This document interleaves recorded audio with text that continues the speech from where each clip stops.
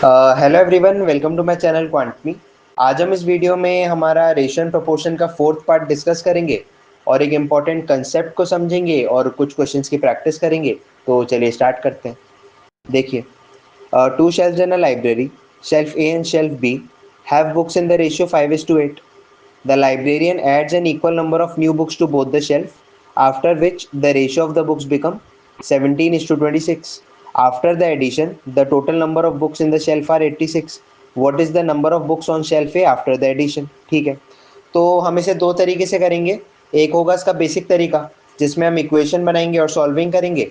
Then इसका एक shortcut method भी है, वो भी मैं आपको बताऊंगा। तो सबसे पहले इसका बेसिक तरीका देखते हैं। अब मैं आपको इसका बेसिक तरीका इसलिए बता रहा हूँ, देखो, अगर आप एग्जाम में बैठे हो और अगर आपको ऐसा टाइप का क्वेश्चन आता है तो ऑब्वियस सी बात है आप बेसिक तो आप शॉर्टकट मेथड से ही करोगे। लेकिन बेसिक मेथड इसलिए जानना जरूरी है क्योंकि इसमें तो आपके पास एक शॉर्टकट अप्रोच है, लेकिन बहुत बार ऐसे क्वेश्चन आएंगे जिसमें शॉर्टकट अप्रोच नहीं मिल पाएगा आपको। उसमें आपको बेसिक सॉल्विंग में रिलाई करना है। तो आपको बेसिक मेथड जानना बहुत ज़रूरी है कि हम कैसे इक्वेशन बनाते हैं, कैसे वेरिएबल्स को लेट करते हैं, जिससे अगर आपको ये स्किल आ गई ना तो आप कोई भी क्वेश्चन को सॉल्व कर सकते हो। आपको बार बार शॉर्टकट ढूंढने की ज़रूरत नहीं है, क्योंकि इसमें शॉर्टकट है। जो मैंने पार्ट 3 सिखाया था उसमें भी शॉर्टकट था, लेकिन बहुत बार ऐसे में क्वेश्चन आएंगे जिसमें शॉर्टकट नहीं मिलेगा। तो आपको बेसिक सॉल्विंग आनी चाहिए उसके लिए, इसलिए मैं बार बार आपको बेसिक मेथड भी सिखाता हूँ उसका। तो देखिए, सबसे पहले इसका बेसिक तरीका देखते हैं। देखो, शेल्फ ए और शेल्फ बी का मुझे रेशियो दिया है बुक्स का, विच इज़ 5:8। ठीक है, अब जब भी आपको रेशियो दे दिया जाए आप उसको वेरिएबल में ले लो। तो अगर मैंने ये रेशियो का साइन हटाया तो मैं एक वेरिएबल लेट कर सकता हूँ। मान लो मैंने एक्स वेरिएबल लेट किया, तो मेरी शेल्फ ए में कितनी बुक्स हो गई? 5x। और शेल्फ बी में मेरी 8x बुक्स हो गई। देन मुझे बोला है लाइब्रेरियन ने दोनों शेल्फ में equal number of books add करी, जिससे इनका रेशियो बदल के 17:26 हो गया। तो अब हमें तो पता नहीं कितनी बुक्स ऐड करी, तो मान लो लाइब्रेरियन ने दोनों शेल्फ में वाई वाई बुक्स ऐड करी। तो ए शेल्फ में न्यू नंबर ऑफ बुक्स मेरी कितनी हो गई? 5x plus Y. पहले 5x थी, अब 5x प्लस वाई हो गई। बी शेल्फ में नंबर न्यू बुक्स मेरी कितनी हो गई? 8x plus Y. मतलब मेरी दोनों न्यू बुक्स का वेरिएबल में वैल्यू आ गया। इसका मुझे रेशियो कितना दिया है? 17:26। तो इसको मैं रेशियो फॉर्म में लिख देता हूँ, 5x plus y upon 8x plus y is equal to 17/26। इसको मैंने इक्वेशन बना दिया। अब इक्वेशन सॉल्व करना है तो इसको क्रॉस मल्टीप्लाई कर दो। 26 इंटू 5, 6 5 ज़ा 30, 5 2 ज़ा 10, 1 2 3 13, 130x प्लस 26y, sorry, plus 26y is equal to 8 7 ज़ा 56 और ये 13, 136x प्लस 18y। अब x को यहाँ ले आओ राइट साइड और y को लेफ्ट साइड ले आओ। तो अगर 136x माइनस 130x करोगे 6x आएगा। 26y minus 18y is 9y। अब अब एक काम करो, x को इस साइड ले आओ और 9 को इस साइड ले आओ। तो y और x का रेशियो आ गया, y upon x is equal to 6/9। अब इसको अगर 3 से कैंसिल आउट करोगे, 3 2 ज़ा 6, 3 3 ज़ा 9। तो y और x का रेशियो आ गया मेरा 2/3। अब ये मेरा रेशियो आ गया तो एक मैं a वेरिएबल लेट कर लेता हूँ। तो y मेरा 2a हो गया और x मेरा 3a हो गया। ठीक है, अब मैं सारी वैल्यू a के टर्म्स में निकाल लूँगा। जैसे मेरे a की वैल्यू कितनी थी? 5x थी। 5 और x की वैल्यू मेरी कितनी है? 3a। तो 5 इंटू 3a मेरा कितना हो जाएगा? 15a। b की वैल्यू मेरी थी 8x। तो 8 into 3a which is 24a। Then a new after the addition कितना है मेरा? 5x plus Y. 5x की वैल्यू 15 है और y की वैल्यू मुझे कितनी दी है? y की वैल्यू मेरी 2 है। y की वैल्यू मेरी 2 है, तो 15a प्लस 2 है 17 है। देन b शेल्फ की न्यू वैल्यू मेरी कितनी थी? 8x plus Y. 8x की मेरी वैल्यू है 24 है, y की वैल्यू 2 है, तो 24 है प्लस 2 है विच इज 26 है। तो मेरी सबकी वैल्यू a, जो मेरा a और b ओल्ड था, देन a और b आफ्टर द एडिशन, सबकी वैल्यू मेरी a के टर्म्स में आ गई। अब मुझे क्या बोला है?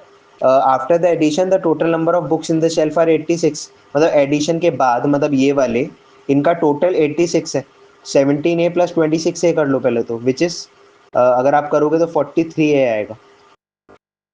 और 43a की वैल्यू मुझे एक्चुअल में कितनी दी है, 86, तो 43a इज इक्वल टू 86।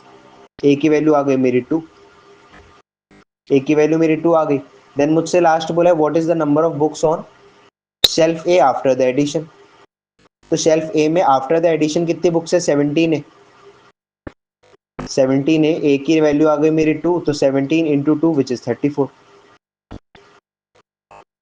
तो ये हो गया आपका बेसिक तरीका, ठीक है। अब इसमें भी हालांकि कुछ उतना टाइम लगा नहीं, अगर आप इसको भी करोगे तो विद इन 2 to 3 मिनट्स आप बहुत आराम से सॉल्व कर सकते हो उसको। बट थोड़ा जल्दी करने के लिए इसका एक शॉर्टकट मेथड है, वो मैं आपको बता देता हूँ, ठीक है। सबसे पहले आप ये छोटा सा कंसेप्ट समझो। मान लो ए है और बी है, ठीक है। दोनों के पास कुछ फ्रूट्स है, मान लो ए के पास 20 फ्रूट्स है और बी के पास 30 फ्रूट्स है। अब अगर मैं इनके फ्रूट्स का रेशियो निकालूंगा, ratio of A to B, तो कितना आ जाएगा, 2:3। 20 और 30 का अगर रेशियो निकालोगे, 10 कॉमन फैक्टर है, 10 से काटोगे तो 2:3 आएगा। अब मैं अगर इनके फ्रूट्स का डिफरेंस निकालूं, मतलब 20 और 30 का अगर मैं डिफरेंस निकालूं, कितना आ जाएगा, 10 आ जाएगा। 30 माइनस 20 10। तो ये चीज़ समझ गए आप, ए के पास 20 फ्रूट्स थे, बी के पास 30 थे, इनका डिफरेंस 10 आ गया, रेशियो 2:3 आ गया। अब मान लो मैंने दोनों को 10 फ्रूट्स और दे दिए, तो ए के पास कितने हो गए, 30 फ्रूट्स हो गए, बी के पास 40 फ्रूट्स हो गए। तो हमारे क्वेश्चन में भी तो ये हुआ था कि दोनों के पास कुछ बुक्स थी, दोनों में इक्वल अमाउंट इंक्रीज हुआ जिससे रेशियो बदल गया। यहाँ पे भी अगर मैंने दोनों में 10-10 इंक्रीज किया तो रेशियो मेरा बदल के 3:4 हो गया।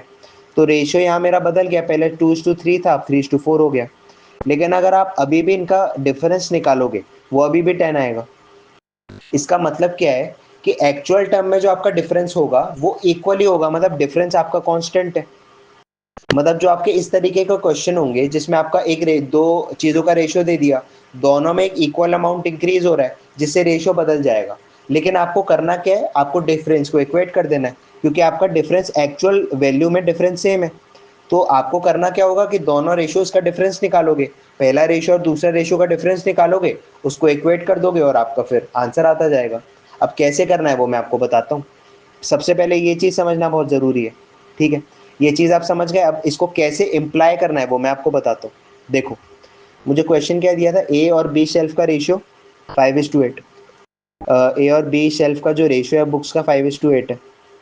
अब सबसे पहला स्टेप तो मेरा यही रहेगा कि मैं इसको वेरिएबल टर्म पे ले लूँ। तो रेशियो का साइन हटाऊंगा, इसको वेरिएबल मान लो मैंने एक्स लिया, तो ए की वैल्यू मेरी कितनी हो गई, 5x। बी की वैल्यू हो गई मेरी 8x। अब अगर मैं इसका डिफरेंस निकालूंगा, difference which is B minus A, तो कितना आएगा, 3x। सबसे पहला डिफरेंस मेरा आ गया 3x। देन बुक्स कुछ ऐड हुई दोनों में जिससे रेशियो बदल गया, तो ए और ए न्यू और बी न्यू का रेशियो मेरा कितना आ गया, 17:26। यही है ना रेशियो, 17:26। हाँ। अब अगेन मैं इसको वेरिएबल टर्म पे लूंगा, वाई वेरिएबल ले लूंगा, क्योंकि मेरे रेशियोज अलग है, अलग अलग रेशियोज में आप सेम वेरिएबल नहीं ले सकते। यहाँ मैंने एक्स वेरिएबल लिया तो यहाँ मैं एक्स नहीं लूंगा, वाई लेना पड़ेगा। तो ए न्यू की मेरी वैल्यू हो गई 17y, बी न्यू की वैल्यू हो गई मेरी 26y। अब मैं अगर इनका डिफरेंस निकालूंगा, B new minus A new, कितना आ जाएगा, 9y। ये मेरा आ गया दूसरा डिफरेंस।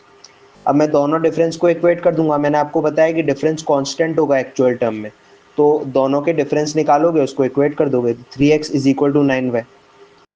एक्स और वाई का रेशियो निकल जाएगा, वाई अगर मैं इस साइड ले आऊँ और नंबर को 3 को मैं इस साइड ले आऊँ, तो वाई और एक्स का रेशियो आ जाएगा मेरा 9/3। 3 से कैंसिल आउट करूँ तो 3 3 से 9, 3 1 3।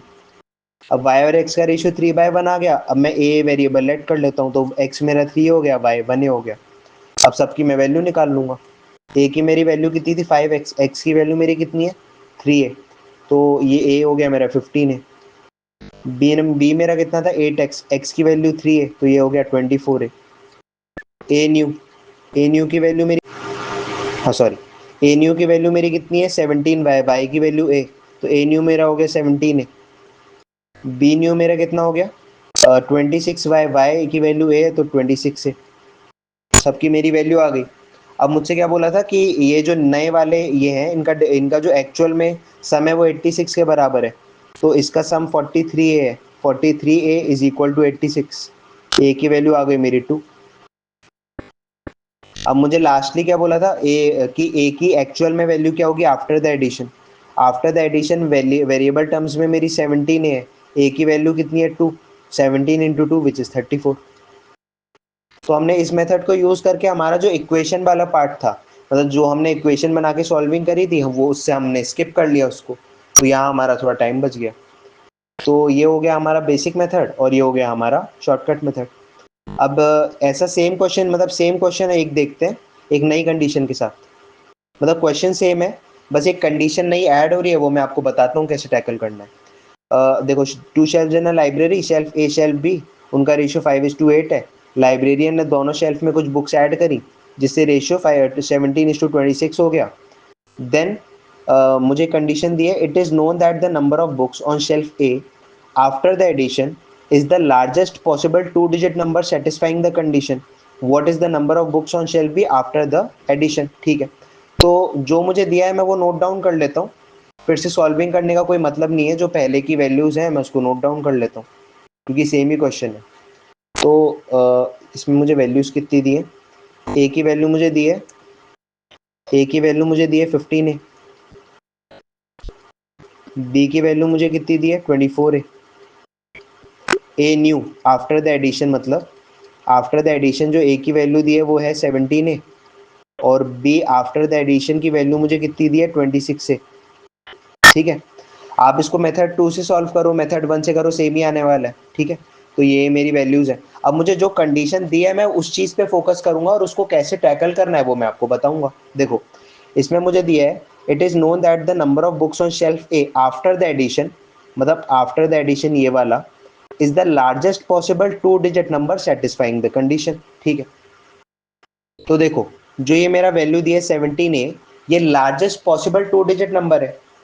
तो इसमें आप ये समझो, 17 ए को अगर मुझे लार्जेस्ट पॉसिबल 2-digit नंबर बनाना है, तो आपको बेसिकली क्या देखना है कि 17 की टेबल पे लार्जेस्ट पॉसिबल 2-digit नंबर क्या आता है। आपको यही देखना है कि 17 की टेबल पे लार्जेस्ट 2-digit नंबर क्या बनता है। तो आप अगर इसकी टेबल पढ़ते हो तो पढ़ लो, 17 1 17, 17 2 34, 17 3 51, 34, 1 1 2 3 4 5 6 7, 17 4 68, देन 17 5 85, देन 17 6 करोगे तो वो 2 डिजिट से ऊपर हो जाएगा। तो 17 5 85, तो अगर 17 को 5 से मल्टीप्लाई करोगे तो लार्जेस्ट पॉसिबल 2-digit नंबर आ जाएगा। मतलब ए की वैल्यू मुझे 5 रखनी पड़ेगी, तो मेरा 85 आ जाएगा, मतलब लार्जेस्ट पॉसिबल 2-digit नंबर। तो ए की वैल्यू मैं 5 रख दूंगा। ए की वैल्यू मैंने 5 रखी, ए की वैल्यू मैं 5 रख दूंगा, तो 17 इंटू 5 विच इज़ 85। अब ए की वैल्यू मैंने 5 यहाँ रखी है तो सब में रखूंगा। ए की वैल्यू मैंने 5 रखी, तो 15 5 75, 15 4 60, 15 5 75। ए की वैल्यू मैं 5 रखूंगा, तो 24 इंटू 5, 24 इंटू 5, 5 4 20, 5 2 10, 11 12। ए की वैल्यू अगेन मैंने 5 रखी, तो 26 इंटू 5, 5 6 6 5 30, 5 2 10 13। तो सबकी वैल्यू मेरी आ गई। अगर मैंने एक को 5 रखा तो सबकी वैल्यू मेरी आ गई। देन मुझे बोला है what is the number of books on shelf B after the addition. After the addition मतलब ये वाला। तो आफ्टर द एडिशन बी में कितनी बुक्स हैं, 130 बुक्स हैं। तो मेरा इसका आंसर कितना आ गया 130। ठीक है, तो चलिए आज के लिए बस इतना ही। अब और कंसेप्ट्स मैं आपको और वीडियोस में बताऊंगा। अगर इसमें आपको कोई भी डाउट है आप मुझसे ज़रूर पूछिएगा, मैं आपको ज़रूर क्लियर करूंगा। तब तक के लिए बाय।